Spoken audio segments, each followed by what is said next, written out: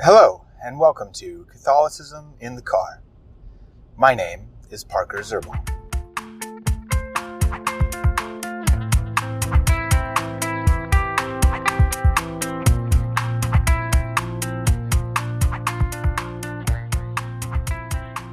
Alrighty, today I want to continue our discussion on social issues. Last time we talked about the issue of contraception and how really that kind of opened the floodgates for homosexuality. Although I guess I don't know if I elucidated that very well on how contraception really paved the way for homosexuality. Before I get into this topic, though, and you know, this is true, what I'm about to say is true for the other topics that we've discussed as well, but I'm saying it specifically in this episode because of how emotionally charged this topic can be. I want to make it clear that I love and respect all of the homosexuals that I know, the persons with homosexual attractions that I know, whether they're living in that sort of life or whether they're dealing with their attractions and trying to live in accord with the Catholic faith. Either way, I love those people. I have some friends and family members very, very close to me who struggle with these sort of attractions, and it is a cross that certain human beings have had to bear for all of human history, as far as we know. This is not a new phenomena.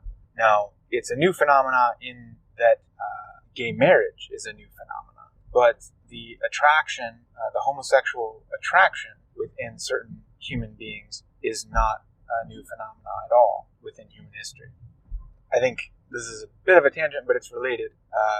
It's good to keep in mind, Christians especially, to keep in mind that homosexuality was practiced quite widely in the ancient Greek world and in the ancient Roman world.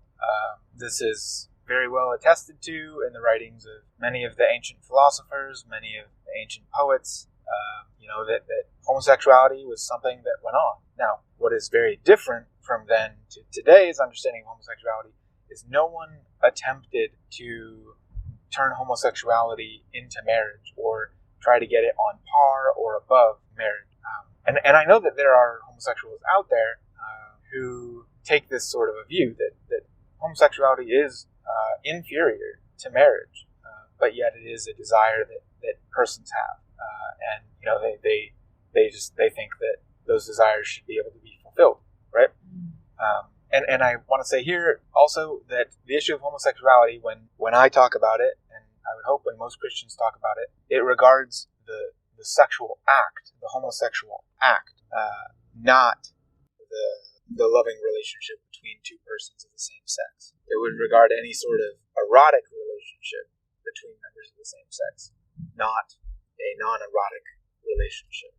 So, really, if there are homosexuals out there who maybe have been living that life, maybe they've lived with a partner for their whole lives, and now they're at a point where they don't really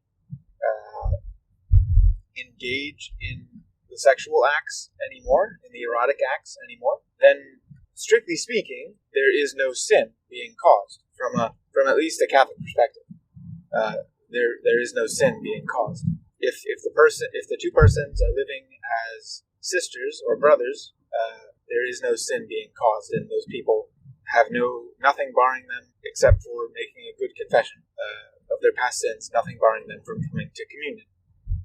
But that's a distinction that needs to be made, that people need to understand, that it's not the homosexual relationship. It's not the relationship between two persons of the same sex per se. It's the erotic or sexual relationship between persons of the same sex that is considered wrong. So how does homosexuality flow out of the allowance for contraception? Well, once you begin to use contraception, you are divorcing the sexual act from its natural end. And we talked about that pretty extensively in the last episode, so if you need a refresher, go back to the episode previous to this one.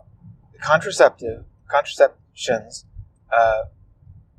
either hinder or completely prohibit the sexual act from reaching its natural end. So with contraception, there's this break from the natural ends of certain acts, right?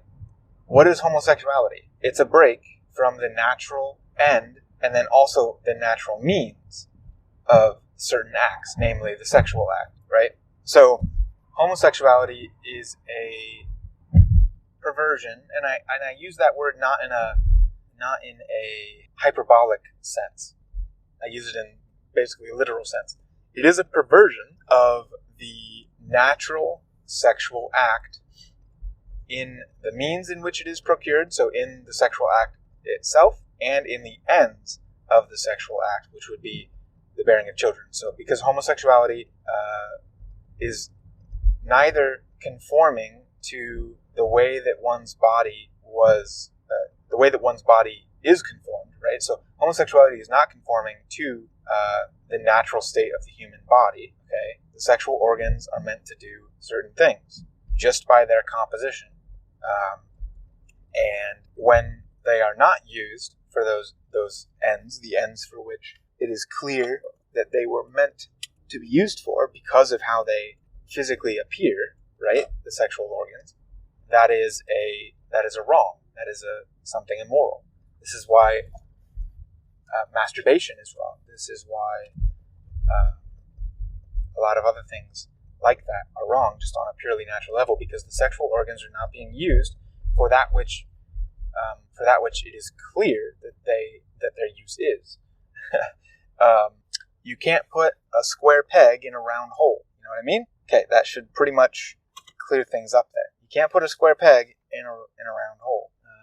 You can only put a round peg in a round hole. So, yeah, I want people to understand where Christians, and there are even non-Christians and non-theists out there who disagree with homosexuality. There are. You don't have to be a Christian or even a theist to think that homosexuality is not a good moral action. Okay, and again, we're talking about the act here, the action that is being done, the erotic action between two persons of the same sex. This does not mean in any way that their inherent value is mitigated in any sense. Human beings are inherently good. No matter what they do, no matter what their desires are, human beings are inherently good just because they exist, okay? So it's not, no one is ever saying that a homosexual person is bad. But I will say, and those of like mind to myself will say, that homosexual acts and the homosexual movement as a whole is bad, is not good for human flourishing. That does not mean that homosexual persons are bad. Again, human beings, insofar as they exist, are innately and inherently good. Okay? All right, I want to continue this one in a second episode because this is such a hot button issue, and it also touches, people in my own life whom I love very deep, despite what I think about this particular part of their life. I love them incredibly deeply, and would be the thought of losing them in any way is heart-wrenching. So I hope that I made this clear in this episode, where I'm coming from, where the Catholic Church is coming from on this issue, that it really is an issue of truth and charity, truth and love, and the utmost compassion needs to be given to persons who are struggling with these types of desires. And in addition to this, with the confusion that comes with transgenderism, persons suffering from that sort of confusion need to be treated with the utmost compassion when at all possible.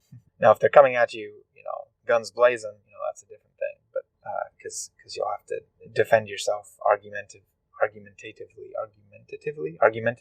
in that instance.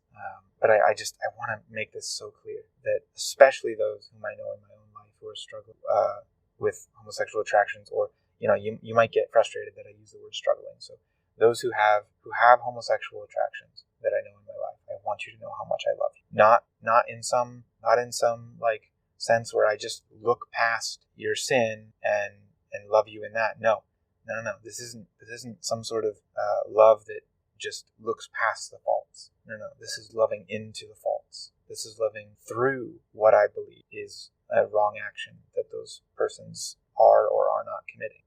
And again, if persons are just living together in the same sex, two persons of the same sex are just living together, and there's no sort of erotic sexual relationship going on, there's nothing wrong with that. There's nothing wrong with that. If they're just living as purely partners, like in the literal sense of that word, not in the pejorative sense that is used today. They're just living as purely partners. Even if they lived erotically together in the past, if now they are not, if those persons make a good confession, they are able to fully participate in the life of the Catholic Church. And I want that to be known. I want that to be known.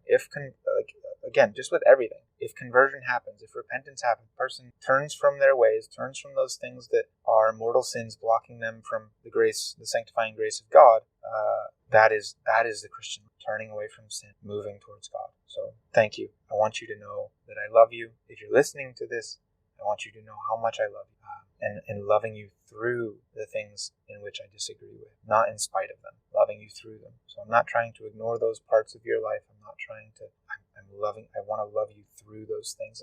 And I hope, I think I've been clear to those people that I know and love who struggle with these desires, that I love them. And they know. I'm just making it ever more clear. All right. Peace be to you all, and God bless. Oh, real quick, please feel free to subscribe to any of my podcasts on any of the podcast players. Find me on YouTube. Please subscribe. Like me on Facebook, like the Catholicism Card channel on Facebook, Twitter, Instagram. We're all there, Catholicism Card. And then I also have a Patreon account if you wish to support what I do at this podcast and this YouTube channel. And you can also support us on anchor.fm. There's a support button there you click on. I also have links to all this on my website's support page at www.catholicisminthecar.com.